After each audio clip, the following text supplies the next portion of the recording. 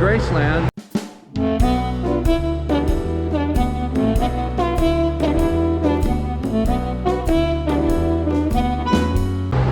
We're in Memphis now. We're going to Graceland. Me and the fellows, there's the guys up there. And we're going to get in this little bus here, and they're going to take us over to the mansion.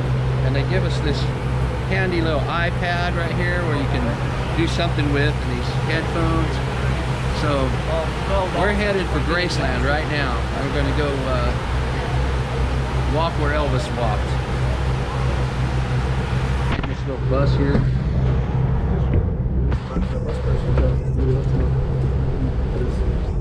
What do you guys think? You didn't think it was going to be this sweet, did you? No, it's not. Pretty far out.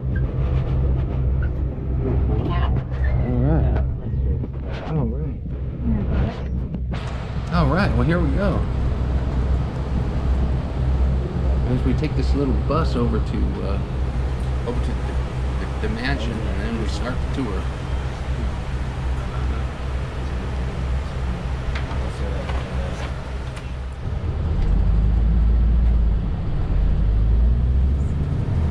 There we go. This is the Graceland gates.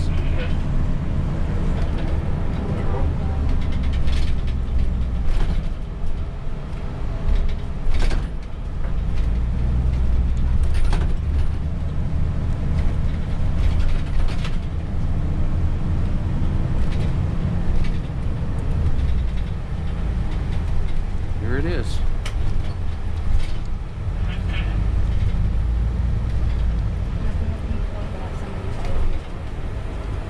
Okay, everyone that's watching the step, we'll take a step down the sidewalk, please, for a moment.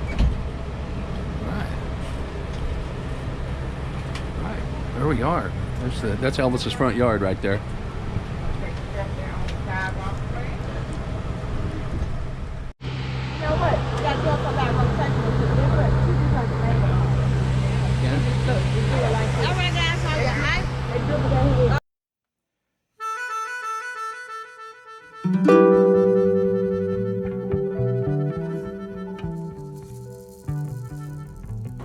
You think I'm not going to get video of Elvis's Panhead?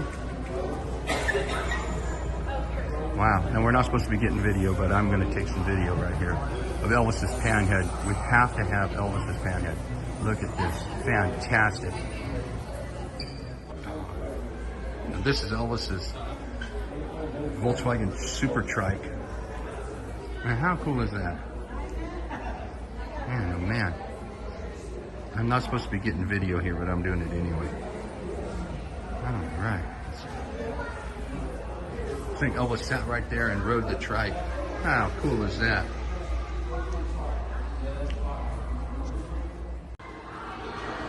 All right, here's some more of Elvis's motorcycles. This is a 1965 Dream, Honda Dream 300. Pretty cool. This one I'm excited about here. This is his 1966 Chopper. One of several motorcycles Elvis owned during his life. Elvis motorcycle with a sign of freedom. Look at that, man. How cool is that? That was Elvis's Chopper. Wish I could get better pictures, but I have to use my phone because I'm not supposed to be taking video. This is a 1976 Electraglide. So this was probably the last motorcycle Elvis bought.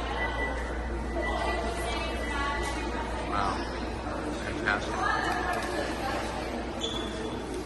There he is riding it.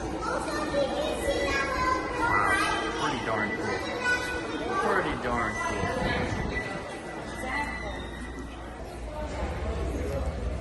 And this is Elvis's Rupp Centaur trike. Look at this thing. Wow. Pretty dang cool. Elvis was cool, man. I'm telling you, Elvis was cool. And that's the Centaur trike. Huh. And there's Elvis riding it right there. The Centaur trike was produced in '74 and '75 by Rupp Industries. This was the only true street legal machine rough ever made. Elvis be seen cruising down Elvis Presley Boulevard.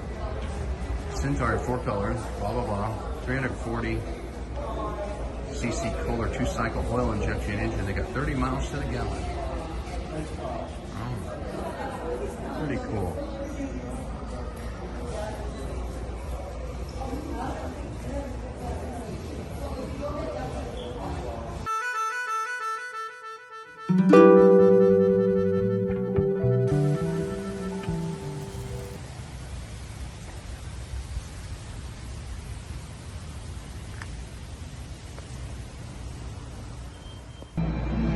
I gotta tell you, this is unbelievable in here. I'm not supposed to be filming in here, but I'm doing it anyway. This is just unbelievable. Being in here with all this Elvis memorabilia, all these suits and stuff. Look at this. It's unbelievable. It's absolutely unbelievable. And this is all at the Graceland Museum. And it's amazing. It's just amazing stuff. Everywhere you turn, there's something cool with really cool Elvis stuff. Look at this. Look at this. Look at that. Look at that. How about over here? Look at this.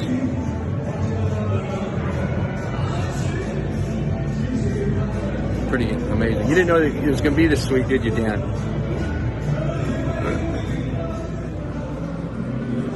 And no Elvis visit is complete without seeing the TCB ring. Amazing. Absolutely amazing. Day 2. Okay, now in Memphis here, we are at the Lorraine Motel. It's the site of the assassination of Martin Luther King. And this is it. This is where he was staying when he was assassinated. They've got a reef over here that tells you, where he was standing. Let's take a look here. And this is the Lorraine Motel.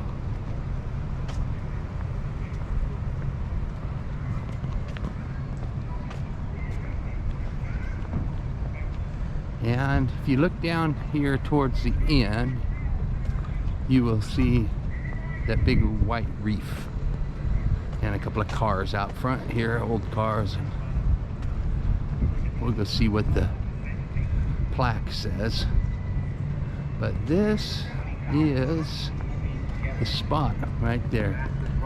The issue is a new sense of dignity and justice for the black people and the poor people of this community. And this is it. There it is. That's the spot.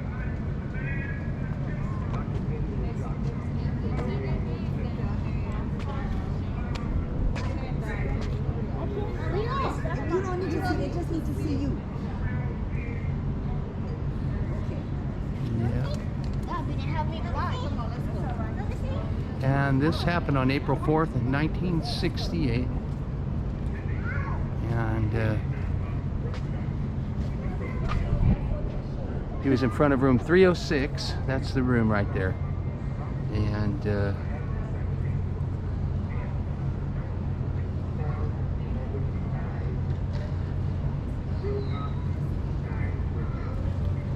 bullet streaked across Mulberry Avenue. Over there, yes. It's over there somewhere. And he was shot right there at that spot. This is now the National Civil Rights Museum, the Lorraine Motel. The lobby part is. And that's it. That's the spot where Martin Luther King was assassinated.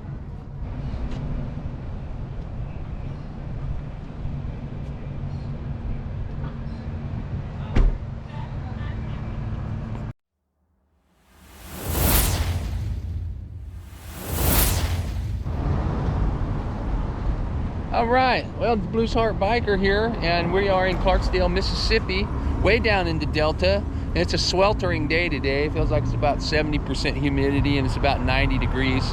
And we're here at the site of the Crossroads. Now, if you guys don't know what the Crossroads is, the Crossroads is a spot where blues singer Robert Johnson allegedly sold his soul to the devil to become the greatest blues singer and guitar player to ever live. And this is the spot right here at the corners of Highway 61 and 49. And is this an evil spot because the devil appeared here and made a deal with him, made a deal with the devil? Or is it a mythical spot? One will never know. But anyways, this is it. This is the place. And you guys, if you're not familiar with that and you're familiar with more modern things, Eric Clapton and Cream had a song called Crossroads. I went down to the Crossroads. Well, this is the Crossroads that they talked about. Robert Johnson also wrote that song and sang that song about going to the Crossroads and you know, basically giving his soul over to Satan for infamy and you know, being the greatest to ever live. So anyways, this is the spot here, and this is Clarksdale, Mississippi. We're over here right by a place called Abe's, as you can see. And let's take a look over here and I'll show you kind of this whole area here is about this event that took place. As you can see, there's a mural on the wall of the devil giving Robert Johnson the guitar, and it says, "Lead me not into temptation." Well, he got pretty tempted, I guess. Here 61 and 49 is the highway. So anyways, pretty cool. What do you think? You guys didn't know it was going to be this sweet, did you? You gotta eat this barbecue. You think so? I thought it still looked the same like it did back in 1935. No. Oh, okay. No, that's not. Want to get a table? That's not the same. Not the same. So we're going to go ahead and eat here in Abe's Barbecue, and see what. Yeah. It's cool in there. Okay. All right, we're in here at Abe's right now, here on Highway 61 and 49. Abe's at the Crossroads, and we got some hot tamales here. We're going to see how they stand up to the tamales we got in California. What do you think? How is it? I'm trying to Ah, a little smoky. little smoky, huh? Woo. Right. So let's check out these hot tamales here. Go ahead. Go ahead. I was gonna take a little bit, Yeah, take some. just to knock off the some of the, A little smoky. Hot tamale.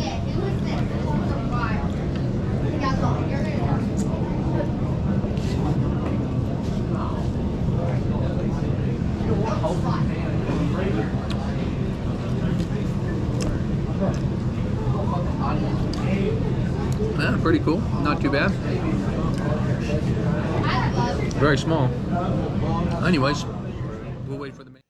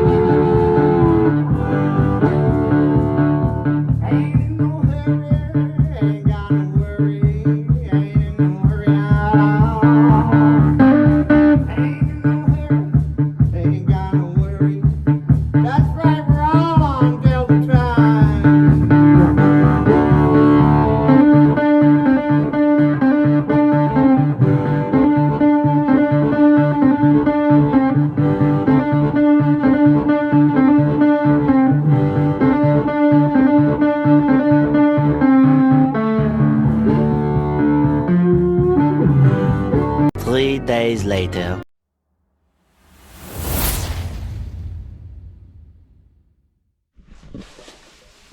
All right, well, I'm here at my buddy's house in Shreveport. Ryan, say hey. Hey. Ryan Ramos, and you guys might have seen several episodes back where I did an episode with his brother. His brother had an old Electraglide Shovelhead. Check it out back there, Kid Ramos, and he had a motorcycle, and his brother here has an airplane. It's a little different than our Blues Harp, but he's building a damn airplane in his garage here. So let's take a look at this. What is this, Sal? It's a 1929 Pete and Paul. It's a two-place parasol airplane, designed 1929. Originally had the guy designed it with a Model A engine. Oh, wow. So that way if you land it somewhere, you can get the parts. Right. And then they had the radiator up here, and they had the engine. I got a 65 Continental. So how much more horsepower is that Continental than the? I think the Model A was about 40. Okay. I think. I can't. All right. So the Continental is a 65. 65, yeah, and it's all there's no electric, so you got to hand prop it. Oh, wow. And so yeah, I just took the landing gear off because I gotta have the welds checked. My wings are over there. So you got my tails.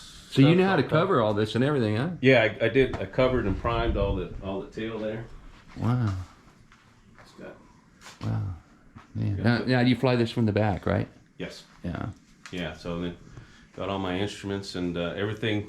The last startup, I got everything because I had to get a new tack cable because the tack wasn't going, but I ran it. I got the oil pressure came up nice and took a little bit, about 15 minutes, and I got some oil temp, and so all that stuff's good. And, Wow. But yeah, it's been I think I've been working on it about 3 years. Yeah. I think I got like 1,400 hours in it. So what? Wow. So what? How much in pieces was it when you got it? I mean, was it? I got it like the basic fuselage had been built, and the ribs of the wings had been built, and some of the tail was. Mm-hmm. But I had to build all the wings, center section, all this, and put the stringers on, and I did all the. Careful. Be careful of the rudder here. I don't want to put a hole in the rudder. Yeah, and then, but yeah, so and I had to teach myself to weld, and it's oxy-acetylene weld, and so I had to belt crank and all the things. And the cool thing too, look at this, I got for my. These are like 20s bike handles, and those are gonna be for my control stick. Oh wow. But yeah, so it's it's kind of gonna be, it's kind of nerve-wracking, like when you cover that up. Yeah. And I tighten up, when I'm tightening up the bolts in there, because that's the last time those are ever gonna be seen. Yeah. So it's different than working on a car. Yeah. It sure is. It sure If is. something goes wrong, but you got a long way to crash. You got a long time to think about it. it is. So it's kind of like, but the interesting thing is like the leading edge on the wing over there is a handrail from Home Depot. Oh, okay. And I cut it and it fit just right. Yeah. And the wingtips are strips for lattice. Oh, okay. And I laminated, I don't know how many, about 8 of them. Yeah. Laminated them and made the wingtips. But there's now with the internet and stuff, there's so much of this. I think it's like the #1 experimental plane built in the world. Wow. So on my Instagram stuff, I've talked to guys in Argentina and Brazil and England and stuff like that. So it's kind of neat because a lot of people have done it, and some people ask me questions and I ask them questions. Yeah. And some guys I'm ahead of them, so they look at some of the stuff that I've done, so it's kind of interesting. Wow. It's kind of Yeah. a cool little. Yeah, this is But really if I would have done it 30 years ago, I wouldn't have that. Yeah, that's right, you know. Because the plans are very Oh, vague on some Oh. things. So yeah, sorry, workshop's kind of oh, that's a all little right. messy, but Those are yeah, your that- plans. yeah, those are plans, and that's for the wing. But there's a lot of stuff that you just kind of Wow. you got to kind of figure out. The basics are there. But, Yeah. So it's Wow, man. So I'm looking forward to. I was hoping to have it done last year, but you know, stuff gets time gets in Yeah, the way. I But know how that goes. I'm sure next hopefully next summer. And then I got the prop there, which there's a girl up in I think it's Missouri. Uh-huh. She makes those wood props. Oh, wow. And so talked to her, Culver Props, and so I have my prop there and the Wow. old wood prop and. A little bit of aluminum here. There's that- No, that's that's all 10? 4130. Okay. All the stuff's 4130. Aluminum, I got this, and like I got my nose cowl, Yeah. which there's no plans for that, so you just kind of Yeah. use cardboard template and just Yeah. start cutting and fitting and that's like I said, that's the stuff that takes. It's fun, but it takes Yeah. a while. Yeah. It takes a while. So what did that Continental engine come out of? That I don't know. The guy had it. I got it from a guy in Florida. Yeah. This one came with one. Yeah. But the crank was spun on it, the case, we weren't sure about it, so I got one that had been rebuilt, Yeah. and I don't know if it was off of a J3, Piper J3 maybe, Yeah. or a Ronca. I think it was one of those two. Yeah. So, Wow. and, yeah. Well, that is really something, man. You know, it's every day you do. It's not every day you see somebody that is building an airplane in their garage. No, no, it's not. Like I said, it's a little different. People kind of go, "Wait, you're doing what? You're gonna fly in that?" So it's gonna take a while of flying. Well, I gotta fly it so many hours before I can take someone up anyway. But Yeah. people are. I don't know if I want to go up in that. Ah, heck, you only- It is a little nerve wracking, but Yeah. Well, the wing would just about have to fall off on one of these. I mean, you can if you're out in the boonies where you have a place to land, you don't get too high and you don't go too fast, so you can basically kind of glide your way down. If I'd be lucky to get 80 miles an hour. Yeah. Probably most likely it's probably going to cruise around 70, I think. Yeah. So it really, and I think it stalls at like 28, Yeah. 32 miles an hour. So I mean that's pretty slow. Yeah. So like I said, low and slow. That's exactly what they call it. Awesome, man. Yeah, but this is like here. That was the banister you can see right Oh, there. right. Yeah. That was the banister, and then my trailing edge was a baseboard that I cut. Oh, So, wow. So yeah. it's got some Home Depot Yeah, it does have- elements to it. Yeah, so it's literally home built. Yeah, but yeah, but it's interesting though. But it's all everything else is pretty much all spruce. Yeah. You got to order it from Aircraft Spruce in California. Yeah. Wow. Awesome, man. Well, thanks for showing us this, man. Yeah. This is pretty dang cool. I can't wait to take a ride in it. Yeah, man. I'll ride in it. Well, heck, I'm not afraid. I'm not afraid of nothing, man. Yeah, Yeah. I'm looking forward to getting up. Yeah. But yeah, because it's like being in a motorcycle in the sky, you know. Yeah, definitely. That's exactly what Definitely. it's going to be like. So. Well, cool, man. All right. Well, that's cool. That's pretty dang cool. Thanks for showing us, man. All right, appreciate it, man. You bet.